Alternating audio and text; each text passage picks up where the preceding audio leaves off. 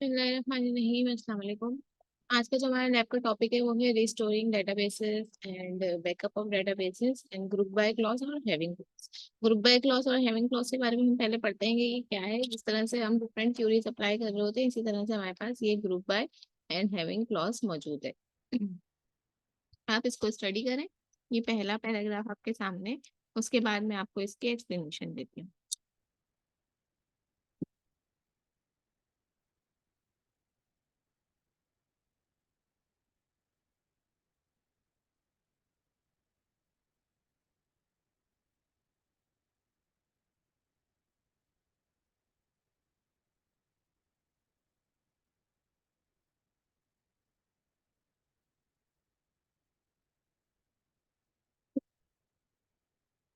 Hello, अस्सलाम वालेकुम। जी, अस्सलाम वालेकुम। जी।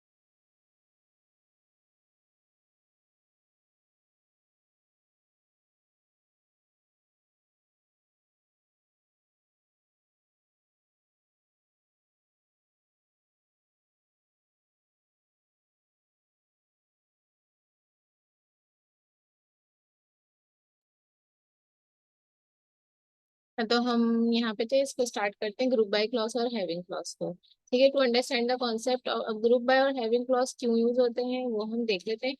पहले ग्रुप बाय क्लॉज का ये काम है, along with the group functions to retrieve data group according to one or more columns. इसके अंदर ये है कि फॉर एग्जांपल आपके पास एक डिपार्टमेंट का कॉलम है, टेबल। उस डिपार्टमेंट के टेबल के अंदर एक डिपार्टमेंट आईडी का कॉलम है जिसके अंदर डिफरेंट आईडीज बनी है, 1 2 3 4 5। ठीक है, और उसके जो है ना रिपीटेशन होगी, जैसे कोई काम है 1 1 डिपार्टमेंट आईडी 4 दफा 1 लिखा हुआ है, 4 दफा 2 लिखा हुआ है, 4 दफा 3 लिखा हुआ है। अब आपको ढूंढना है कि डिपार्टमेंट 1 जो है इसके अंदर काफी सारे लोग हैं, इसकी सैलरी इसमें हर किसी की अलग अलग सैलरी होगी। जैसे हाइट का डिपार्टमेंट है, डीन की सैलरी अलग होगी, स्टूडेंट्स की वो सॉरी जो सीनियर फैकल्टी है उनकी सैलरी अलग है, जूनियर फैकल्टी है उनकी सैलरी अलग है। तो आपको सब में से किसी मैक्सिमम सैलरी फाइंड आउट करनी है, तो आपको ग्रुप बनाना पड़ेगा, क्योंकि वरना अगर आप डायरेक्ट कमांड लगाएं select maximum salary from department table या जो भी टेबल है, ठीक है, तो क्या करेगा तमाम डिपार्टमेंट, अगर 7 डिपार्टमेंट उसके अंदर है या 8 डिपार्टमेंट उसके अंदर है, उन सब में से जिसकी मैक्सिमम सैलरी होगी ना उस एक बंदे की सैलरी ला के दे देंगे। लेकिन हमारी क्यूरी ये है कि हाइट में किसकी मैक्सिमम सैलरी है वो लेकर आओ, और फार्मेसी में किसकी मैक्सिमम सैलरी है, हिकवा में किसकी मैक्सिमम सैलरी है, हर डिपार्टमेंट की एक एक मैक्सिमम सैलरी निकाल के लेकर आओ। तो हमें ग्रुप बाय क्लॉज यूज करने पड़ेगा। ग्रुप बाय क्लॉज क्या करेगा, पहले ग्रुप बना देगा वो हाइट का, एक ग्रुप बना के रॉस का अपने पास रख लेगा, हिकवा का एक ग्रुप बना के रॉस का अपने पास लगेगा, फॉर्मेसी का। आपने फिर लगाई हुई होगी मैक्सिमम की क्यूरी एग्रीगेट फंक्शन। तो वो क्या करेगा, फिर पहले वो सिर्फ कौन सी रॉस पे चलेगा, जो हाइट की रॉस है। हाइट में किसी की सैलरी 26,000, किसी की 30,000, किसी की 50,000, किसी की 1 लाख, तो उसमें चलिए उसमें मैक्सिमम सैलरी आपके पास 1 लाख रुपीज है। फिर इसी तरह हिकमा पे फिर ग्रुप है, हिकमा बना हुआ है, तो हिकमा की जितनी रॉस है उसमें जितने एम्प्लॉयज है फिर उनके ऊपर वो लगेगी कि उसके अंदर से आई है, फॉर एग्जाम्पल मैक्सिमम सैलरी वहाँ पे थी 1 लाख रुपीज, तो 1 लाख आ गया। ठीक है, फिर इसी तरह एक और है। तो ये ग्रुप बाय ने क्या करा, आपके जो क्यूरी आप अप्लाई करे तो बजाय इसके कि पूरे इस पे होल पे एक साथ लगे, बल्कि इसने छोटे छोटे ग्रुप्स बना दिए डिपार्टमेंट आईडी के वाइज, और उसके ऊपर अलग अलग वो मैक्सिमम की क्यूरी क्यूरी अप्लाई हो गई। व्हाट इज ग्रुप बाय, अभी हम जो है ना इसकी क्यूरी का फंक्शन क्यूरी से देख लेंगे, कुछ अगर रन कर सके तो वो देख लेंगे ताकि आपको अंदाजा हो जाए। MySQL के जो ये फंक्शंस है एग्रीगेट के फंक्शन, वो उसके लिए ग्रुप बाय क्लॉज की हमें जरूरत ज्यादा पड़ती है। The group by clause works with aggregate functions, you have to specify column names in group clause. हमें कॉलम नेम स्पेसिफाई करना पड़ता है कि कौन से कॉलम की रिस्पेक्ट से हम ग्रुप बनाए, डिपार्टमेंट आईडी की रिस्पेक्ट से ग्रुप बनाए, एम्प्लॉय आईडी की रिस्पेक्ट से ग्रुप बनाए, या सैलरी की रिस्पेक्ट से ग्रुप बनाए, जो भी उसके अंदर यूनिक होगा ना उसकी रिस्पेक्ट से ग्रुप बनेगा। Group by is use in select statement, और सिलेक्ट स्टेटमेंट के साथ ये यूज होता है। और अगर हम वेयर क्लॉज भी यूज कर रहे हैं तो group by will be use after where clause, मतलब हम लिखेंगे वेयर, आगे देख लेते हैं फिर उसके बाद आपको सही से पता चलता है। ये आपके पास जनरल सिंटेक्स आ गया। सबसे पहले आप लिखेंगे सिलेक्ट, क्या आपको सिलेक्ट करना है, कॉलम 1 कॉलम 2 आपने लिख दिया, उसके बाद कौन सा एग्रीगेट फंक्शन अप्लाई करना है वो आपने एग्रीगेट फंक्शन अप्लाई कर दिया, फ्रॉम आ गया टेबल का नाम, फिर वेयर कोई स्पेसिफिक कंडीशन है तो वेयर लगेगा। उसके बाद आप लिखें ग्रुप बाय कॉलम, यानी ग्रुप बाय आईडी करना है, ग्रुप बाय डिपार्टमेंट करना है, ग्रुप बाय डिपार्टमेंट नेम करना है, ठीक है, मैं डिपार्टमेंट नेम के रिस्पेक्ट से ग्रुप बना दूँ। ठीक है, ऑर्डर बाय का मतलब क्या है कि कौन से जो ऑर्डर में आपको डाटा शो हो किस तरह से शो हो। अब यहाँ पे देखें, यहाँ पे एक टेबल था एम्प्लॉय, उस एम्प्लॉय टेबल के अंदर हमारे पास सैलरी मौजूद है और एम्प्लॉय नेम मौजूद है। हमने क्या किया कि सिलेक्ट करो एम्प्लॉय का नेम और सैलरीज का सम कर दो as total salary from employ group by department. एक टेबल है एम्प्लॉय का, उसके अंदर डिपार्टमेंट भी है और सब चीजें मौजूद है, ठीक है, तो डिपार्टमेंट वाइज ग्रुप बना लो। और डिपार्टमेंट वाइज ग्रुप बनाने के बाद हर डिपार्टमेंट में से हर डिपार्टमेंट की सैलरी सम करो और उसके साथ दे दो। यहाँ पे एम्प्लॉय नेम नहीं आना चाहिए, क्योंकि एम्प्लॉय नेम का मतलब तो ये है कि वो कोई स्पेसिफिक है, किसी स्पेसिफिक पर्सन के नाम के आगे लिखा हुआ है। लेकिन जो है हम सिर्फ अगर ये वाली कमांड लगाएं sum salary as total salary from employ group by department, तो उससे होगा ये कि हाइट के डिपार्टमेंट की टोटल सम सैलरी कितनी जाती है वो एक जगह आ जाएगी, और फॉर्मेसी कितनी जाती है एक जगह आ जाएगी। यहाँ पे क्यों इस तरह से रन हुई है, एम्प्लॉय नेम इसने ले लिया, टोटल सैलरी ये इस तरह से आ गई डिपार्टमेंट की। ठीक है, अब हमारे पास है minimum function, select employee name. अब हमने मिनिमम सैलरी का फंक्शन लगाया as minimum paid, as minimum में ये एज का क्या काम होता है कि हमने तो यहाँ पे फंक्शन लगा दिया, हमें कॉलम के अंदर आंसर रिटर्न होकर आ रहा है, उस कॉलम का हम नाम क्या रखना चाहेंगे, तो हम एज के बाद वो नाम रख देते हैं जो हमने रखा है, क्योंकि एक टेम्पररी कॉलम है, कोई डेटाबेस के अंदर स्टोर नहीं हो रहा है, तो आपको रिजल्ट शो होगा। ग्रुप बाय डिपार्टमेंट कर दिया हमने, तो अगेन क्या हुआ, डिपार्टमेंट वाइज जो मिनिमम सैलरीज थी वो यहाँ पर आ, फिर एवरेज सैलरी पे भी इसी तरह से कर दिया। अच्छा, एक होता है हमारे पास काउंट का फंक्शन, एग्रीगेट फंक्शन के अंदर काउंट का फंक्शन। काउंट का फंक्शन मोस्टली काउंटिंग के लिए यूज होता है, नंबर ऑफ रॉस को काउंट कर रहे होते हैं कि मुझे ये कंसिडर करना है कि इस डिपार्टमेंट का कितना है, डिपार्टमेंट वन है, वन डिपार्टमेंट से कितने लोग मेरे पास मौजूद हैं ये काउंट करके बताओ। तो हम क्या करेंगे, select count all from employ group by department ID. तो क्या करेगा, डिपार्टमेंट नंबर 4 में जितने रॉज हैं वो आपको रिटर्न कर देगा, 5 में कितनी रॉज है, 6 में कितनी रॉज है। तो काउंट का फंक्शन बहुत सारी तरीकों से यूज हो सकता है, सिर्फ ग्रुप बाय की तरह से नहीं। अगर आपके पास ग्रुप बाय नहीं है, आपको जस्ट ये काउंट करना है कि आपके पास यहाँ पे बहुत सारी प्रोडक्ट्स का डाटा मौजूद है, और हर किसी की आईडी यूनिक है। तो हमें मैंने सिर्फ आपको ये क्यूरी दे दी कि मुझे डिफाइन करके बताओ कि टोटल कितनी प्रोडक्ट्स मौजूद हैं मेरे इस टेबल के अंदर। तो आप लिखेंगे select count all from products, यानी प्रोडक्ट के टेबल से काउंट करके लेकर आओ। तो क्या करेगा, प्रोडक्ट के टेबल के अंदर जितनी रॉज है वो सब काउंट करके आपको आंसर दे देगा। ये इसका काउंट का फंक्शन होता है। एम्प्लॉयज काउंट करने के, डिपार्टमेंट ऐसे मैं बोलूँ मुझे काउंट करके बताएं डिपार्टमेंट नंबर 3 के अंदर कितने एम्प्लॉयज मौजूद हैं। तो आप किस तरह से काम करेंगे, select count all from employ group by department ID. तो वो क्या करेगा, वो ये मालूम करके बता देगा आपको कि एम्प्लॉय टेबल के अंदर डिपार्टमेंट आईडी के सही से हमने ग्रुप बनाए, तो डिपार्टमेंट आईडी 1 के अंदर कितनी रोज मौजूद है, डिपार्टमेंट आईडी 2 के अंदर कितनी रोज है, 3 के अंदर कितनी रोज है। तो इससे आपको ये आइडिया हो जाएगा कि एक डिपार्टमेंट में कितने पीपल्स मौजूद हैं। तो ये आपका एग्रीगेट फंक्शन काउंट का, ये पेपर के परस्पेक्टिव से भी इंपॉर्टेंट है, तो इसलिए मैंने इसको इतना यहाँ पे एक्सप्लेन कर दिया, जबकि हमारी लैब जो है वो ग्रुप बाय की है। और आई होप आपको ग्रुप बाय का पर्पज समझ में आ गया। यहाँ देखें, इसका आउटपुट देख लें। अब डिपार्टमेंट वाइज एम्प्लॉयज का काउंट आ गया। डिपार्टमेंट 1 के अंदर 2 एम्प्लॉयज हैं, 2 के अंदर 3 एम्प्लॉयज हैं, 3 के अंदर 2 है, 6 के अंदर 1 है। आप डिपार्टमेंट नेम के परस्पेक्टिव से भी ग्रुप बना सकते थे, तो उसके रिस्पेक्ट से आंसर आ जाता। अब अगर हम ग्रुप बाय नहीं लगा तो क्या आंसर रिटर्न होगा, तो एम्प्लॉय के टेबल के अंदर जितनी रॉज हैं, 46 रॉज हैं, 236 रॉज हैं, वो पूरा जो आंसर है वो 36 ऐसे रिटर्न हो जाता। यहाँ पे अगर आप लिख देते हैं एज काउंट EMP, तो ये क्या काम करेगा, ये जो आपका आंसर रिटर्न हुआ है, यहाँ पे अभी ये ऐसे लिखा हुआ है ना, इसकी जगह पे यहाँ पे वो लिखा हुआ देगा जो मैंने नाम रखा है काउंट। ठीक है, मैंने कोई नाम नहीं रखा हुआ था, तो इसलिए जो है इन्होंने काउंट करके नाम दे दिया था। एक और एग्जांपल मेरे पास मौजूद है, यहाँ पे select student name minimum test minimum marks. एक कॉलम मौजूद है टेस्ट मिनिमम मार्क्स का, उसमें से हम मिनिमम वैल्यू फाइंड आउट कर रहे हैं। फिर एक कॉलम मौजूद है टेस्ट मैक्सिमम मार्क्स का, उसके अंदर से आप मैक्सिमम वैल्यू फाइंड आउट कर रहे हैं। और from students group by student name. तो हमने क्या करा, आपके पास एक रिपोर्ट शीट मौजूद है, उसके अंदर अली के जो है बहुत सारे सब्जेक्ट के मार्क्स मौजूद हैं। अ, जैसे कि फिजिक्स के मार्क्स हैं, इंग्लिश के हैं, वेब इंजीनियरिंग के हैं, डेटाबेस के मौजूद हैं। हमने बोला नीचे मिनिमम मार्क्स मालूम करके बताओ, सबसे कम जो नंबर आए ना। अब मैंने यहाँ पे सब्जेक्ट्स नहीं करा, अगर आप उसके अंदर सब्जेक्ट फाइंड आउट करें तो वो सब्जेक्ट भी बता देगा कि कौन से सब्जेक्ट में इसके मिनिमम मार्क्स।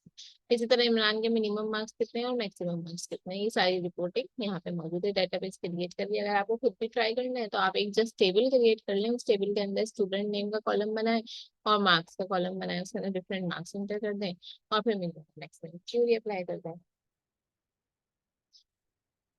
अब हैविंग क्लॉज का क्या काम है और हैविंग क्लॉज कैसे काम करता है। हैविंग क्लॉज जो है वो अकेले काम नहीं करता बल्कि ग्रुप बाय के साथ काम करता है। इस तरह हम सिलेक्ट में वेयर की क्यूरी लगाते हैं कि वेयर ऐसा हो तो हमारे पास ये आ जाए। इसी तरह ग्रुप बाय के अंदर मजीद स्पेसिफाई करना है तो हम उसके आगे हैविंग लगाते हैं।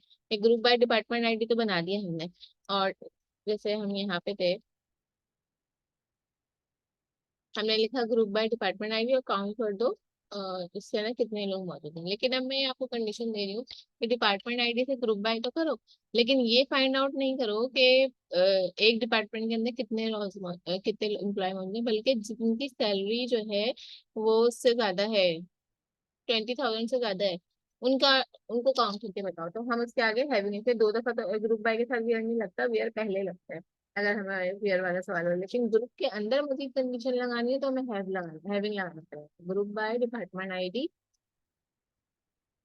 Having salary greater than 1,000। अब क्या करा हमने, ग्रुप बाय को मजीद स्पेसिफाई कर दिया। अब जैसे कि इसने आंसर रिटर्न किया था यहाँ पे, ये इसने बता दिया था कि डिपार्टमेंट 91 के अंदर 2 पीपल हैं, 2 के अंदर 3 पीपल हैं, 3 के अंदर 2 हैं, 6 के अंदर 1 है। अब ये मजीद स्पेसिफाई करेगा, ये देखेगा इन दो में से कितने ऐसे हैं जिनकी सैलरी 10,000 से ज्यादा है। अगर दोनों ऐसे 10,000 से ज्यादा है तो यहाँ पे ये 2 ही रिटर्न करेगा, लेकिन अगर एक ऐसा है तो यहाँ पे ये 1 रिटर्न करेगा।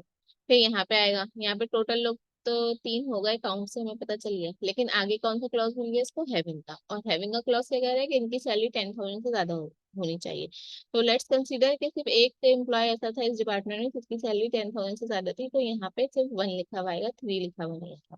तो हैविंग क्लॉज क्या करता है, ग्रुप बाय क्लॉज को मजीद स्पेसिफाई कर देता है। आपको ये टर्म्स जो है ना थ्योरी में सेंटेंस पता होना चाहिए कि अगर आपसे ग्रुप बाय और हैविंग का पूछ लिया जाए तो आप कुछ टाइम से लिख के बताएंगे कि ये दोनों क्लॉजेस क्या काम करते हैं।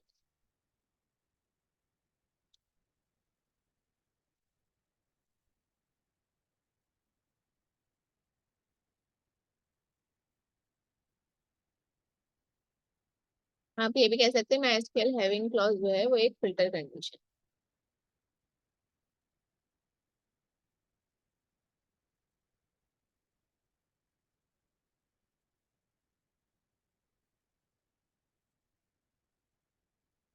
ये आपके पास हैविंग क्लॉज का फंक्शन आ गया।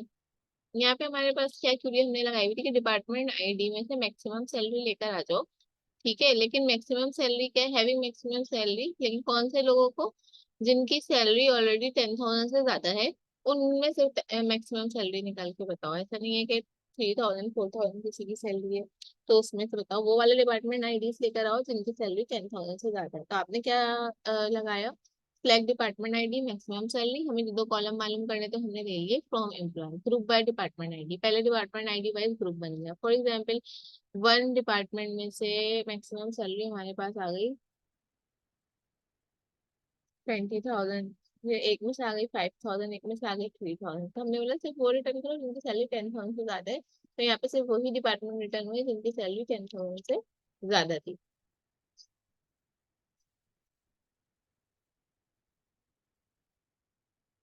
जबकि अगर देखा जाए तो हमारे पास एक डिपार्टमेंट 6 मौजूद है जिसकी सैलरी जो है 2,700 एवरेज सैलरी है, तो मतलब 10,000 से कम ही इसकी सैलरी होगी, तो इसका एवरेज 2,700 आया। तो इसने हमें डिपार्टमेंट नंबर 6 रिटर्न करके नहीं दिया, बल्कि इसने हमें 1 2 3 डिपार्टमेंट ही रिटर्न करके दिए।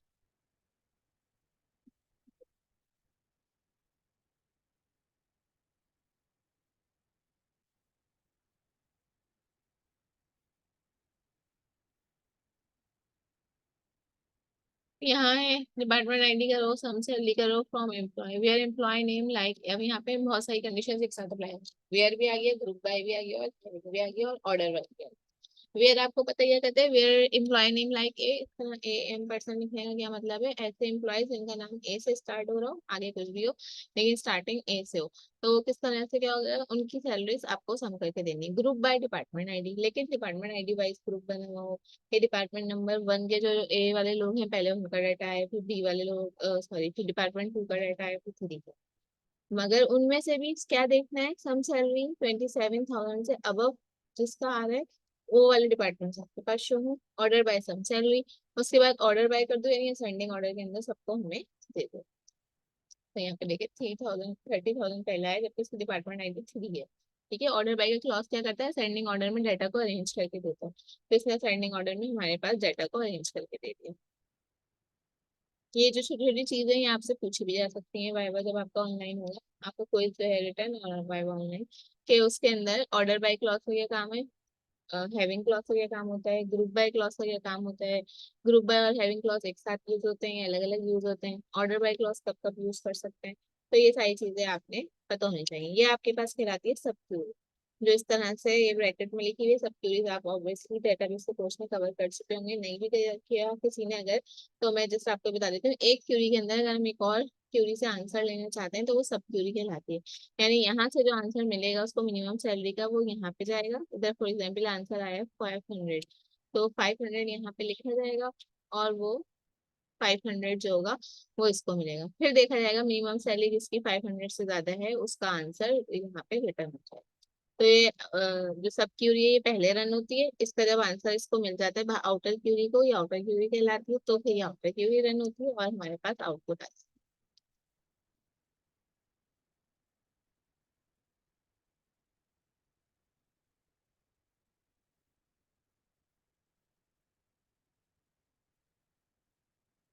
अब मैं डेटाबेस पे जाती हूँ और कुछ हम ग्रुप बार हैविंग की कमांड रन कर लेते हैं, और अगर मेरे पास यही वाला डेटाबेस मौजूद होगा तो मैं इसी पे रन करके दिखा दूंगी। अदरवाइज जो है वो जो हमारा एसक्यूएल और वर्ल्ड डेटाबेस है हमारे पास, हम उसके ऊपर रन करेंगे। उस पर रन कर दूंगी ज्यादा बेहतर है, क्योंकि आप लोगों के पास भी वही डाटा मौजूद है। तो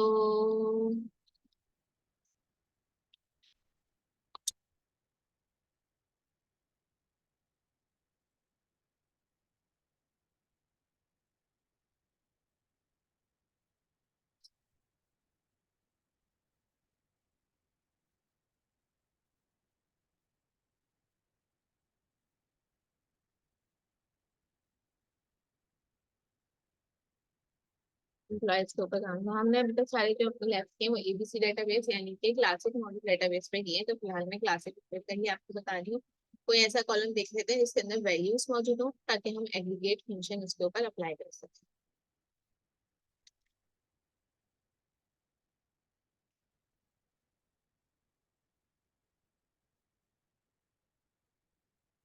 हम्म, इस पे तो एग्रीगेट फंक्शन अप्लाई नहीं हो सकता। फिलहाल मैं इसके ऊपर एक ग्रुप बाय की कमांड लगाती हूँ। ग्रुप बाय कमांड मुझे क्या करके दे कि यहाँ पे कोई है रिपीटेशन वाला प्रोसेस, कोई और सा हमें टेबल देखना होगा। प्रोडक्ट्स में जाके देख लेते हैं। ये ना प्रोडक्ट लाइन, तो हम क्या करते हैं, दो कॉलम सेलेक्ट कर लेते हैं और कहते हैं कि ग्रुप बाय प्रोडक्ट लाइन करो और हमें डेटा रिटर्न कर दो। ठीक है, let's open a new console.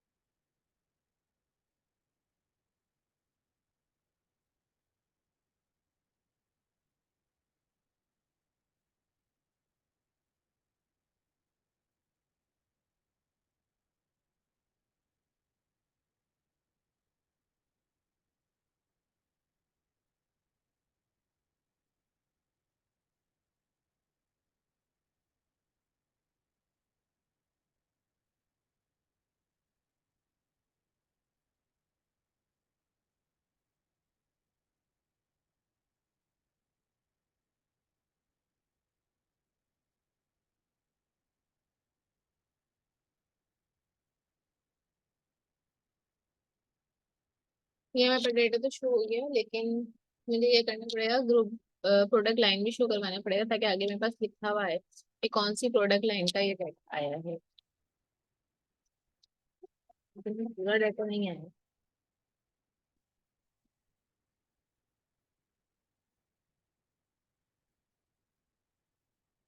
हर एक के अंदर से इसमें एक एक वैल्यू रिटर्न कर दी है। बस आपको ग्रुप बाय प्रोडक्ट लाइन से ही पता चल गया है कि कौन कौन से ग्रुप्स यहाँ पे हमारे पास मौजूद है। अब मैं इसमें देखती हूँ इस टेबल के अंदर और क्या इन्फॉर्मेशन मौजूद है जिस पे हम ग्रुप बाय लगा सकें। बाय प्राइस, हम वो वाले डाटा ले लेते हैं जहाँ पे बाय प्राइस जो है वो 50 से 100 से बड़ी हो, तो देखते हैं क्या आंसर रिटर्न होता है।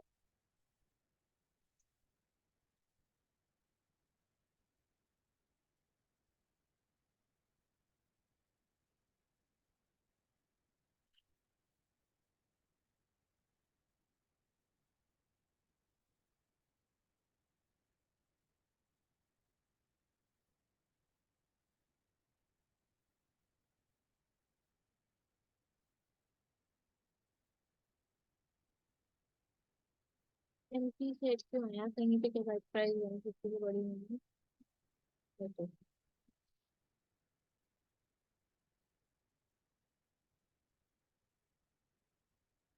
150 से बड़ी कहीं भी प्राइस नहीं है, इसलिए मेरे पास एम्प्टी सेट आ गया।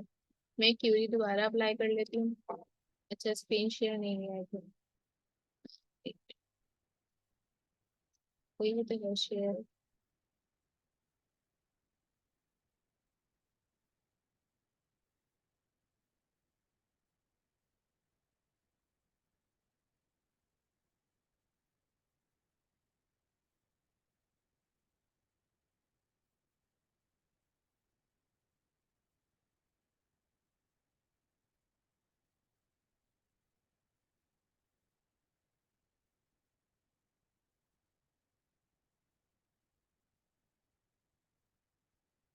इन वैसे तो मैंने शेयर कर दी है, लेकिन फिर भी पिछली लास्ट एक दो वीडियोस में ऐसा हुआ है कि अभी स्क्रीन शेयर नहीं हुई है। तो मैं आपको जो इसका डाटा का रिजल्ट आ रहा है वो वर्ड पे भी पेस्ट करके दिखा दूंगी, ताकि आपको आइडिया हो जाए। तो हम सेव कर,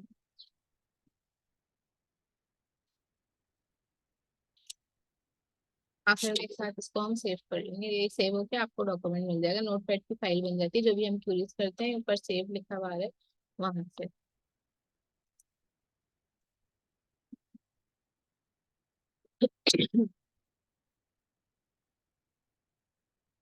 अब मैंने जो क्वेरी लगाई, मैंने लगाया select product code, product name, product line from products where buy price greater than 100, group by product line. ये जो classic model, sorry, product table के अंदर क्लासिक कार, मोटरसाइकिल, प्लेन, ये सब मौजूद है हमारे पास कैटेगरीज। इनको वो देखिए, इनमें से जिनकी वैल्यूज, जिनकी बाय प्राइस 100 से ज्यादा हो, ग्रुप बाय में उनको ऐड करें। तो सिर्फ जो क्लासिक कार वाली प्रोडक्ट लाइन थी, उसकी जो बाय प्राइस है वो 100 से ज्यादा है, इसलिए मेरे पास सिर्फ वही लाइन रिटर्न हुई है। अब हम जाते हैं मजीद ग्रुप बाय और जो इसके साथ एग्रीगेट फंक्शन यूज करने हैं, हम एग्रीगेट फंक्शन अब साथ में यूज कर लेते हैं। तो मैं वर्ड के डॉक्यूमेंट पे देखते हैं हम।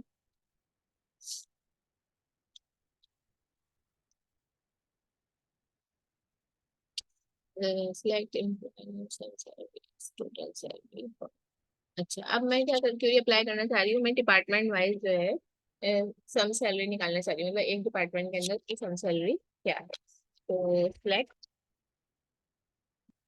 सम सैलरी, और इस कॉलम का मैं कोई नाम रखना चाहती हूँ, जब मेरा आउटपुट आया तो इस कॉलम का नाम होना चाहिए एस एस एस। और कौन सी टेबल से, from products, group by, group by किसके थ्रू ये ग्रुप बाय हो, क्या था वो, प्रोडक्ट लाइन, प्रोडक्ट। अच्छा, मैंने यहाँ पे लिख दिया सम सैलरी, में तो कोई सैलरी का कॉलम है ही नहीं, इसमें पास कोई भी रिजल्ट रिटर्न नहीं हुआ, बल्कि मैं इसके अंदर चेंज करके करती हूँ सम बाय प्राइस। तो क्या करेगा कि हर जो प्रोडक्ट लाइन है, जैसे क्लासिक कार्स के आगे जितने भी बाय प्राइस आ रही है, और मोटरसाइकिल के आगे जितनी भी बाय प्राइस आ रही है, उन सब का अलग अलग सम करके हमें शो कर देगा। Select some by price. अब मेरे पास जो है डाटा शो हो गया, इसके अंदर मैं साथ ही में डिपार्टमेंट का, सॉरी, प्रोडक्ट लाइन का नाम भी ले लूँ, ताकि पता चल जाए कि कौन सी प्रोडक्ट लाइन की क्या प्राइस समय। तो ये मेरे पास आई है, क्लासिक कार का ये है, और शिप्स का ये है, न्यू कार का ये है। ये मेरे पास डाटा रिटर्न होकर आ रहा है। ठीक। अच्छा जी, अब इसके अंदर मजीद क्या, हमने ग्रुप बाय क्लॉज लगा लिया, अब हमें लगाना है हैविंग क्लॉज। हैविंग क्लॉज का क्या काम होता है वो देख लेते हैं। हैविंग क्लॉज क्या करता है, मजीद इसके अंदर स्पेसिफाई कर दे कि उनका डाटा रिटर्न कर दो जिनका जो सम बाय प्राइस आया है वो क्या आया है, 600 से ऊपर आया है या 400 से ऊपर आया है। इस तरह से हम इस पे हैविंग क्लॉज अप्लाई करें, तो यहाँ पे हम देख लेते हैं।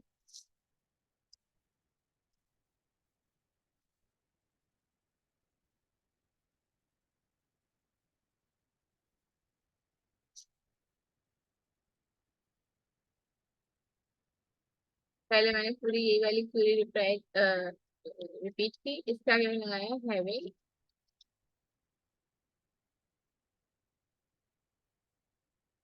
सम बाय प्राइस, या हैविंग सम बाय प्राइस का लगाए, एसएस दिया इसका नाम, तो हम एसएस भी लिख सकते हैं, बाय प्राइस ग्रेटर देन, क्या वैल्यूज आई है, मतलब ये वाली वैल्यूज आई है, तो मैं कह रही हूँ ग्रेटर देन 400 जो है वो वैल्यूज मुझे रिटर्न करो।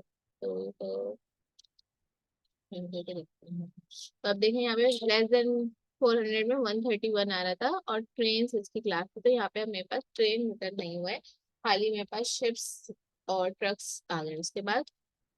तो हैविंग क्लॉज ने मेरे पास ये काम किया कि जो ग्रुप बाय ने रिजल्ट दिया था उस ग्रुप बाय रिजल्ट को इसने मजीद लिमिट कर दिया। अब मैं इसमें चली जाऊँ अगर ऑर्डर बाय क्लॉज भी लगा, ऑर्डर बाय क्लॉज क्या करेगा, हमारी चीजों को जो हमारे रेट्स आ रहे हैं अभी आगे पीछे आ रहे हैं, 400 कहीं है, 5 कहीं है, 6 इधर है, तो ये ऑर्डर बाय क्लॉज इसको सेट कर देगा। तो मैंने यही वाली सेम क्यूरी रिपीट की, इसके साथ मैंने लगा दिया order by, order by sum by price.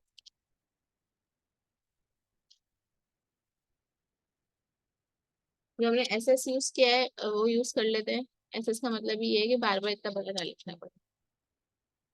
New column का नाम हमने एस एस रखा है ना। तो अब देखें ये अरेंज होके आया, नहीं अरेंज होके नहीं आया, एक मिनट में देख लूँ ऑर्डर बाय का क्लॉज किस तरह से यूज करना है।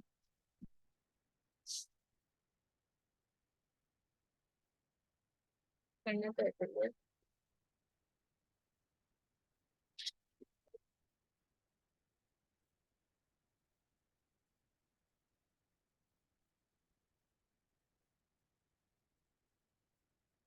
हाँ ऐसे मैंने एक गलती ये की, जो प्रोडक्ट लाइन आना था ना इसके साथ एस एस लिखा हुआ है, जबकि एस एस एस कहाँ पर आएगा, जो आपने सम बाय प्राइस लिखा है ना इसका नाम हमें रखना था एस एस एस, तो फिर हर जगह पे हम एस एस रिपीट करते थे, तो हमारे पास सारी कंडीशन अप्लाई हो सकती थी। अब ये नहीं लिखा हुआ तो हमें सब जगह सम बाय प्राइस लिखना होगा, तो ऑर्डर बाय के आगे भी मैं क्या लिखूंगी, सम बाय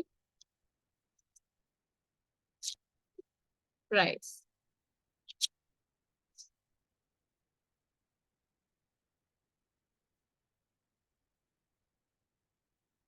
अब मेरे पास जो है डाटा अरेंज होकर आ गया है। पहले 423 495 या असेंडिंग ऑर्डर में अरेंज होती है। ऑर्डर बाय का क्लॉज जो होता है वो बाय डिफॉल्ट असेंडिंग ऑर्डर में होता है। अगर हमें वैल्यूज को डिसेंडिंग ऑर्डर में सेट करना है तो हम कैसे सेट करेंगे वैल्यूज को, इसके आगे लिख देंगे ऑर्डर बाय और कॉलम का नाम टी ई एस सी या करेगा तो डिसेंडिंग ऑर्डर में सेट कर देगा। तो सबसे लार्ज वैल्यू पहले आ गई, फिर उससे कम, फिर उससे कम, उससे कम।